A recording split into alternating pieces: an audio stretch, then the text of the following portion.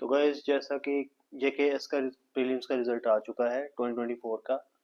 तो अब आप लोगों को रेडी हो जाना चाहिए मेंस के लिए। तो प्रीलिम्स पास होना एक बहुत बड़ी बात होती है, लेकिन ये एक हर्डल था, हर्डल क्रॉस हो गया है।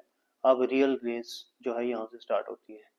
तो रियल रेस में जीतने के लिए बहुत इंपॉर्टेंट चीज़ें हैं, दो तीन बड़ी इंपॉर्टेंट। सबसे पहले ऑप्शनल। ऑप्शनल आपका ऐसा होना चाहिए जो कि आपको अच्छे से मार्क्स दिला सके, एटलीस्ट 300 नंबर दिला सके, या 350 दिला दे तो बहुत बढ़िया बात है। या 350 और 300 के बीच में कहीं पे भी आपके मार्क्स आ जाए तो बहुत बढ़िया बात है, लेकिन 300 से नीचे मार्क्स नहीं चाहिए हमें। ठीक है। तो ऑप्शनल कौन सा होना चाहिए? बहुत सारे लोग ये सोचते हैं कि जो हमारा ग्रेजुएशन में सब्जेक्ट था उसी में से कोई एक ऑप्शनल रखते तो बहुत बढ़िया रहेगा। ये एक धारणा है, ऐसा कोई हार्ड एंड फास्ट रूल नहीं होता है। ठीक है। ऑप्शन आपको वो रखना चाहिए जो आपको इंटरेस्टिंग लगे। सबसे बड़ी बात होती है इंटरेस्ट। ठीक है, क्योंकि जिस चीज के अंदर आपको इंटरेस्ट है वो आप लॉन्ग टर्म के लिए पढ़ सकते हो। जिस चीज के लिए आपको इंटरेस्ट नहीं है, आपने ये देखा कि इसका ट्रेंड है, या आपने ये देखा कि मैं कर लूंगा या कर लूंगी इसको किसी तरीके से, ये मेरा ग्रेजुएशन में रहा हुआ है, वो चीजें नहीं देखनी। सबसे इंपॉर्टेंट है इंटरेस्ट। ठीक है, तो इंटरेस्ट के ऊपर जाओ और सब्जेक्ट रखो। ठीक है।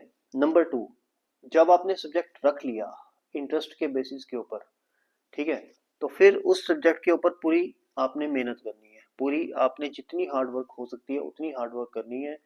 उस सब्जेक्ट को इन एंड आउट दोनों तरीके से आपने पढ़ना है। आपका पेपर ए, पेपर बी, जिसको हम यहाँ पे पेपर वन पेपर टू बोलते हैं, दोनों के दोनों अच्छे से होने चाहिए। खास करके पेपर वन, क्योंकि पेपर वन जो है ये थोड़ा स्टैटिक होता है, पेपर टू थोड़ा सा डायनेमिक होता है हर सब्जेक्ट का। पेपर वन में थ्योरीज होती हैं ज़्यादातर, पेपर टू में उन थ्योरीज की एप्लीकेशन होती है। पेपर टू में इंडियन कंटेक्स्ट भी बहुत ज़्यादा पूछा जाता है। और सबसे बड़ी बात, जब आपने सब्जेक्ट को तैयार कर लिया, पेपर वन को पेपर टू को तैयार कर लिया, तो फिर जब आंसर्स देने का टाइम आएगा एग्जाम में मेंस के, तो फिर पेपर वन को पेपर टू के साथ कनेक्ट करना बड़ा इंपॉर्टेंट है। फॉर एग्जाम्पल, आप पेपर वन का क्वेश्चन अटेम्प्ट कर रहे हो, तो वहां पर आपने पेपर टू की चीजें भी डालनी है। जब आप पेपर टू का कोई क्वेश्चन अटेम्प्ट कर रहे हो तो आपने पेपर वन की चीजें भी डालनी है। दोनों पेपर्स को इंटीग्रेट करके आपने आंसर्स जो है वो लिखने हैं। ठीक है। यहाँ पर ये मैं चीज कहूंगा कि ऑप्शनल को लाइटली बिल्कुल नहीं लेना है। ठीक है। नंबर टू जो चीज है वो है essay paper. Essay paper second most important thing है मेंस में। ठीक है। जीएस को मैं लीस्ट इंपॉर्टेंट बोलूंगा, उसका रीजन बताऊंगा क्यों। सबसे इंपॉर्टेंट है ऑप्शनल, नंबर टू पे है हमारा एसए, क्योंकि एसए का 250 का एक पेपर होता है। ठीक है। तो और उसमें हमने दो एसए लिखने होते हैं। ठीक है। तो इसलिए थोड़ी सी मेहनत करके आप 250 में से अच्छे नंबर ले सकते हो। ऑप्शनल में आपको 500 नंबर दिलवाएगा ऑप्शनल, और ऑप्शनल में आपको खूब सारी मेहनत करनी पड़ेगी, पेपर वन पेपर टू पढ़ने पड़ेंगे। ऐसे में आपको कोई पेपर वन पेपर टू नहीं है, कोई थ्योरीज नहीं है, कुछ एप्लीकेशन नहीं है। आपने सिर्फ 8-10 टॉपिक्स तैयार करने हैं अच्छे से, और उनमें से दो टॉपिक्स वहां जाके लिख देने हैं, क्योंकि चॉइस खूब होती है पेपर पेपर में ऐसे के। ठीक है। और ये हो गया ऐसे। अब नंबर थ्री पे आ जाता है हमारा GS, paper one two three four, 1000 number का जीएस है। अब एक मैंने आपको बात बोली कि लीस्ट इंपॉर्टेंट है जीएस, क्यों? होना तो ये सबसे इंपॉर्टेंट चाहिए क्योंकि चार पेपर है, लेकिन प्रॉब्लम ये है कि चार पेपर तो हैं, लेकिन लोगों ने इसको प्रीलिम्स में भी पढ़ा है। लोगों ने अब तक ना तो ऐसे पढ़ा है, ना तो अब तक ऑप्शनल पढ़ा है। अब तक लोगों ने पढ़ा है सिर्फ जीएस। तो जीएस सबको आता है नंबर वन। ठीक है। किसी को पॉलिटी ज्यादा आती है, किसी को हिस्ट्री ज्यादा आती है, किसी को इकोनॉमी ज्यादा आती है, किसी को ज्योग्राफी ज्यादा आती है, किसी को साइंस टेक ज्यादा आती है, किसी को करंट ज्यादा आता है। लेकिन ओवरऑल करंट जीएस पढ़ा सबने होता है। थोड़ा बहुत डिफरेंस जरूर रहता है लोगों की तैयारी में, लेकिन पढ़ा तो एटलीस्ट सबने होता ही है, तभी तो प्रीलिम पास हुआ। ठीक है।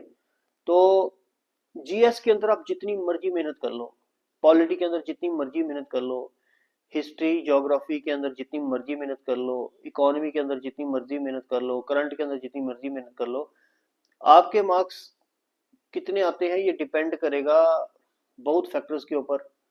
के चार पेपर हैं आपके, चारों पेपर में आपने परफॉर्म कैसा किया, कुल मिला के कहने की बात यह है कि आप जितनी मेहनत ऑप्शनल में करोगे उसका रिवार्ड ज्यादा मिलेगा, आप जितनी मेहनत एसए में करोगे उसका रिवार्ड ज्यादा मिलेगा, लेकिन जितनी मेहनत आप जीएस में करोगे उसका रिवार्ड उतना नहीं मिलेगा जितना कि ऑप्शनल और एसए में मिलेगा, राइट।